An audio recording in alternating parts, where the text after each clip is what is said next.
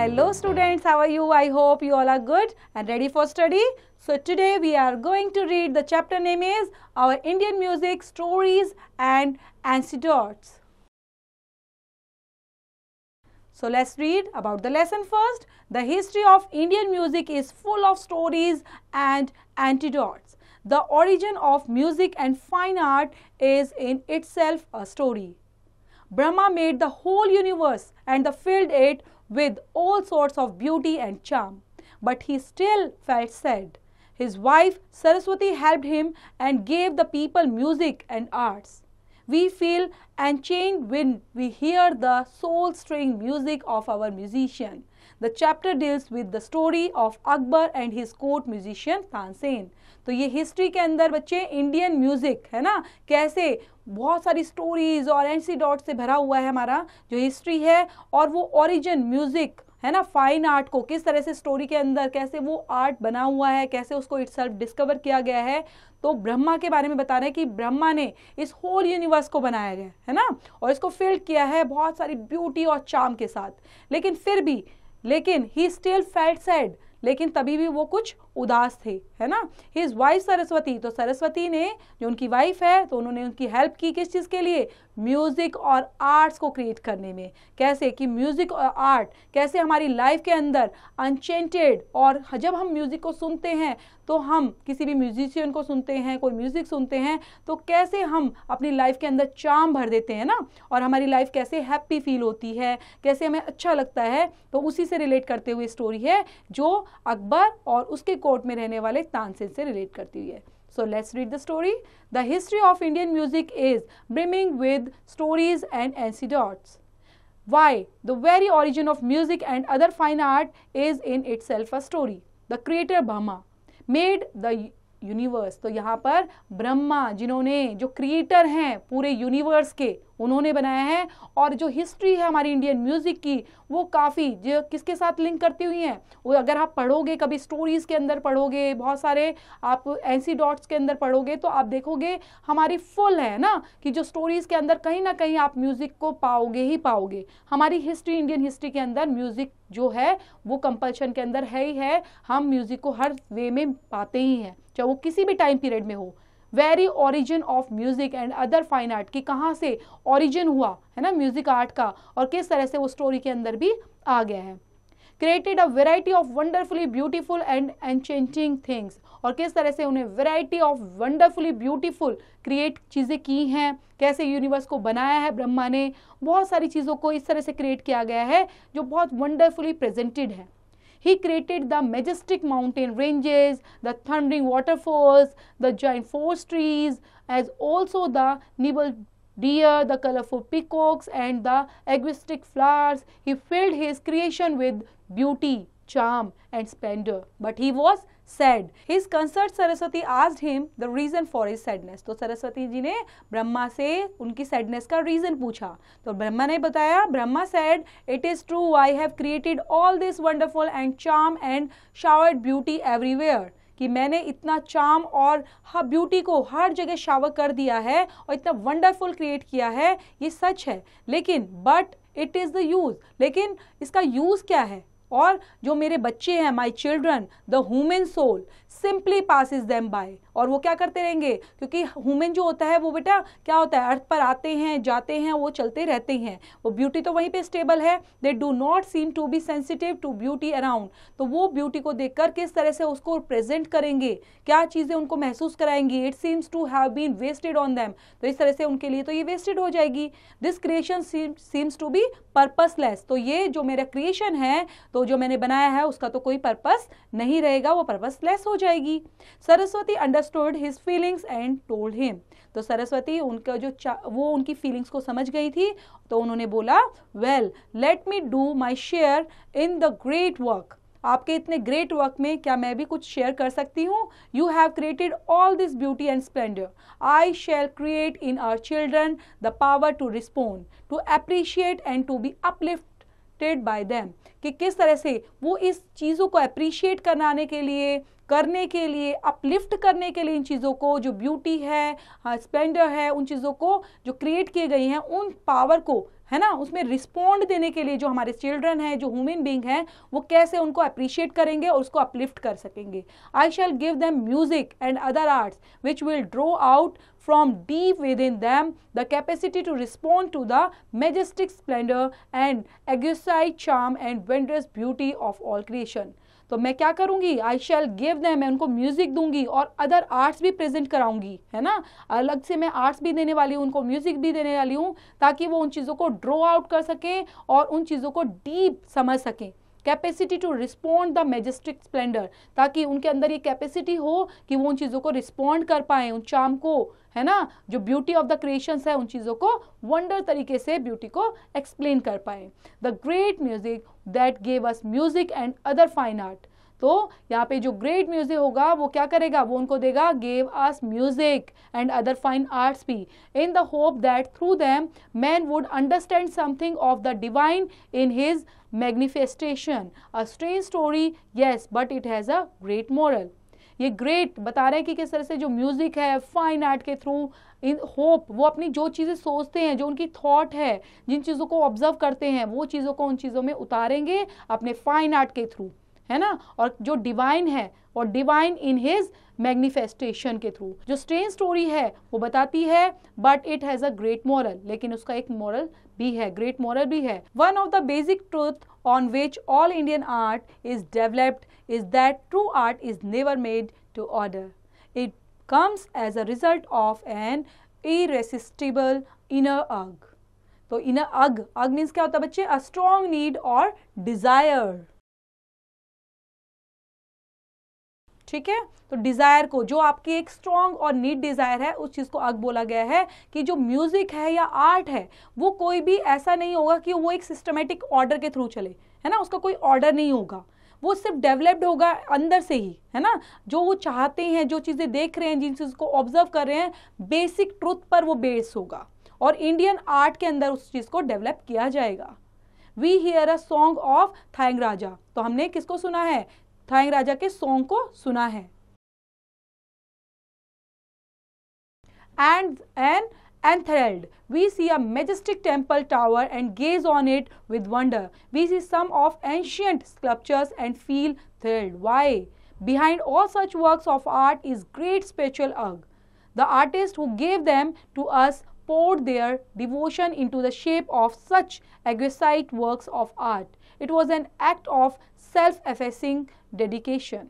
तो यहाँ बता रहे हैं कि जो हमारा म्यूजिक है, जो आर्ट है, वो मेजेस्टिक टेम्पल, हमने किसको देखा है, हमने देखा है म्यूजिक को सुनते हुए, है ना, म्यूजिक को सुना है, हमने उन चीज़ों को फील किया है, और हम देखते हैं एक मेजेस्टिक टेम्पल को, है ना, टेम्पल टावर को हमने देखा है, वहाँ पे हमने क्या किया, and gauge on it with wonder, और उन चीज़ों को बड़ी हैरानी के साथ हमने एक वंडर मीन्स क्या होता है बेटा, मतलब एक अनोखे, है ना, जिसको बोलते हैं ना 7 वंडर्स जो बोलते हैं, तो वैसे ही एक वंडर्स के साथ, एक अद्भुत नमूने के साथ या नायाब तोहफे के तरीके से हमने उन चीज़ों को देखा है. और हम क्या देखते हैं, we see some of our ancient sculptures, और बहुत सारे जो हमारे पुराने स्कल्पचर्स हैं उनको फील करते हैं एक थ्रिल्ड के रूप में. जब हम उन चीज़ों को देखते हैं या सुनते हैं या पढ़ते हैं तो हमें थ्रिल्ड, मतलब हमारी जो बॉडी है वो पूरा थ्रिल्ड करने लग जाती है. लेकिन क्यों, बिहाइंड ऑल सच वर्क, कहीं ना कहीं जितना भी काम हुआ है, आर्ट से रिलेटेड काम हुआ है, जिसमें ग्रेट स्पिरिचुअल अर्ग के थ्रू काम हुआ है, जो आर्टिस्ट हैं वो क्या दिखाते हैं, वो हमें देते हैं, वो गेव देम टू अस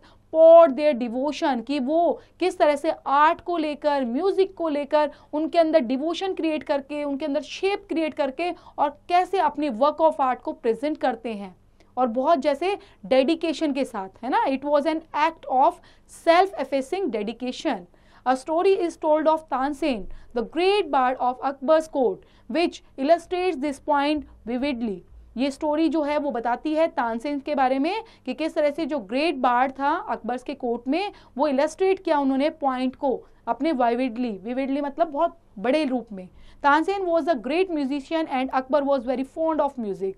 तो आपको भी पता है, कभी सुना भी होगा बच्चों कि तानसेन और अकबर के बारे में.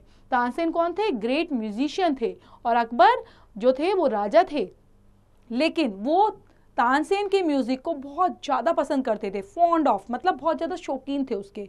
One day when Tansen was in particularly good form, Akbar went into ecstasy and asked him. एक बार क्या हुआ, Tansen was in particularly good form, है ना, गुड फॉर्म में थे, और अकबर जो हैं वो जाते हैं कहाँ पर, उसके पास जाते हैं और पूछते हैं, asked him, what is the secret of this sweet concord of notes which take me out of this world and transport me to divine region। तो पूछते हैं कि इसका सीक्रेट क्या है, जो तुम्हारा स्वीट कंकॉर्ड है ना, जो तुम इतना मधुर गाना गाते हो, इसका सीक्रेट क्या है कि ये मुझे पूरी दुनिया से बाहर लेके चला जाता है ना। ऐसा लगता है कि मैं बिल्कुल बाहर आ चुका हूँ और मुझे कुछ नहीं, सिर्फ म्यूजिक में खो जाता हूँ। I have not heard anyone else who can thus cast a spell of magic and make a slave of our hearts. You are really wonderful Tansen. तो तानसेन के पास बोलते हैं, जाते हैं कि मैंने ऐसा सॉन्ग या इस तरह का जो तुम्हारी स्वीट वॉइस है ना, स्वीट म्यूजिक है, वो मैंने कभी भी नहीं सुना है। मुझे नहीं लगता कि ये जो मैजिक है ये ना, ये किसी और के पास भी हो सकता है, और इसीलिए and make a slave of our hearts. तो ये क्या है, तुमने मुझे क्या कर लिया, एक स्लेव बना लिया है ना, कि मैं तुम्हारा म्यूजिक सुने बिना रह नहीं सकता, तो ऐसा मुझे कर दिया आपने। You are really wonderful Tansen. The great bard replied, Sir, I am only a humble pupil of my master, स्वामी हरिदास। तो बताते हैं कि सर मैं एक अकेला ही नहीं हूँ, बल्कि मेरे भी मास्टर हैं, वो हैं स्वामी Haridas. I have not mastered even a fraction of the master technique, grace and charm। वो कहते हैं कि मेरे मास्टर हैं, उनकी टेक्निक से तो उनका ग्रेस, उनका चार्म, उस जो फ्रैक्शन है वहाँ तो मैं टिकता ही नहीं हूँ। कहने का मतलब है, मैं अगर आप कंपेयर करने लग जाओ तो मेरे मास्टर का तो जवाब ही नहीं है, मतलब वो सबसे अच्छा गाते हैं। What am I beside him whose music is a rhythmic flow of divine harmony, beauty and charm in the sound? What? The emperor cried. Is there one who can sing better than you? Is your master such a great expert? तो यहाँ पर वो जब वो उसकी बहुत rhythmic flow कैसा है, उनका डिवाइन हार्मनी है, ब्यूटी है, चार्म है, तो वो सब चीज़ों के बारे में बताता है अपने मास्टर के बारे में। तो जो राजा होते हैं जो है, तो वो बोलते हैं, एम्परर एकदम से चिल्लाता है, क्या तुमसे भी कोई बेटर हो सकता है, तुमसे भी कोई अच्छा गा सकता है? मैं तो ऐसा कभी नहीं सोच सकता। I am but a pygmy bye my master side, said Tansen. तो बोलता है तानसेन कि लेकिन मुझे पता है कि जो मेरा मास्टर है वो कैसे, I am but a pygmy, मतलब मैं उनका एक तुच्छ हूँ, है ना, मतलब तुच्छ मतलब मैं बहुत छोटा हूँ उनके आगे। Akbar was greatly irrigate. अब वो क्या करता है, इंटीग्रेट करता है, कि मतलब उसको लगता है शायद ऐसा हो सकता है, तो he wanted to hear Haridas, but emperor though he could not get Hari to his court. तो चाहता है कि वो भी, हरिदास भी आए और मेरे कोर्ट में गाएं, है ना, मेरे कोर्ट में आए, मेरे महल में आए और मुझे अपना सॉन्ग सुनाए। So he and Tansen went to Himalayas where in his ashram dwelt the swami. लेकिन जो हरिदास थे वो कभी भी किसी के बुलाने से नहीं आते थे, है ना, वो चाहते थे लेकिन वो कभी भी नहीं आते थे। वो अपने किसके अंदर, अपने आश्रम के अंदर रहते थे, जो ड्वेल्ट द स्वामी, ठीक है, वहीं पर। Tansen said already warned Akbar that the Swami would sing only if he wanted to। तो तानसेन ने बताया कि अगर जो मेरे स्वामी हैं, जो मेरे गुरु हैं, वो तभी गाते हैं जब वो चाहें, वो किसी के कहने से नहीं गाते, है ना। तो ये चीज़ें उन्होंने बताई कि वो अगर आप चाहते हो, आप बोलोगे उनको सॉन्ग सुनाने के लिए, तो वो नहीं सुनाएंगे जब तक वो खुद नहीं चाहेंगे। Several days they stared at the आश्रम। तो काफ़ी टाइम के बाद वो हिमालय में चले गए, वहाँ आश्रम में चले गए दोनों, अकबर और कौन, तानसेन, है ना, दोनों के दोनों वहाँ पे चले जाते हैं। तो वहाँ पे वेट करते हैं, आश्रम के अंदर कुछ दिन रुके रहते हैं ताकि वो उनका सॉन्ग सुन पाए। But the swami did not sing, लेकिन स्वामी नहीं गाता है। Then one day Tansen sang one of the songs taught by the swami and deliberately introduced a false note। तो एक बार क्या होता है, तानसेन वहीं पर बैठा है, काफ़ी टाइम से वो वेट करना चाह रहे हैं, अकबर भी वेट कर रहा है कि मुझे सॉन्ग सुनने को मिलेगा, लेकिन वो नहीं गाते।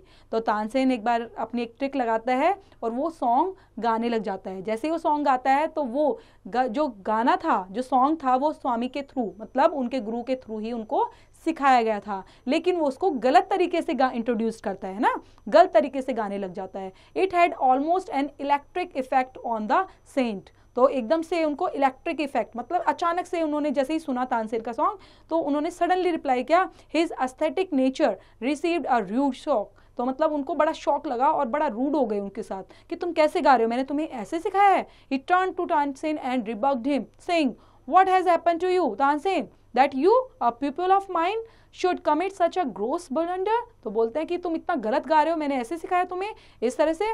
तो वो थोड़ा सा गुस्सा होकर और उन चीज़ों को अब बहस स्टार्ट हो जाती थोड़ी सी उनकी। He then started singing the piece correctly. If the mood came upon him and loved him, he forgot himself in the music, which filled the earth and heaven. Akbar and Tansen forgot themselves in the sheer melody and charm of the music. तो जैसे ही अब वो क्या करते हैं, जैसे ही वो गलत गाने लग जाते हैं तानसेन, तो उनके जो स्वामी होते हैं वो करेक्टली उनको गाकर सुनाते हैं, है ना। तो जैसे ही वो करेक्टली गाते हैं तो अब उनका मूड भी बन जाता है, वो धीरे धीरे अपना गाने ही लग जाते हैं। जब वो म्यूज़िक स्टार्ट करते हैं, जो तानसेन है, अकबर है, वो उनकी मेलोडी में, चार्म ऑफ म्यूज़िक के अंदर खो जाते हैं, बिल्कुल सब दुनिया को भूल जाते हैं। It was a unique experience, और ये एक यूनिक एक्सपीरियंस था। When the music stopped, Akbar turned to Tansen and said, "You say you learned music from his saint, and yet you seem to have missed the living charm of it all. Yours seems to be but chaff beside the soul-stirring music."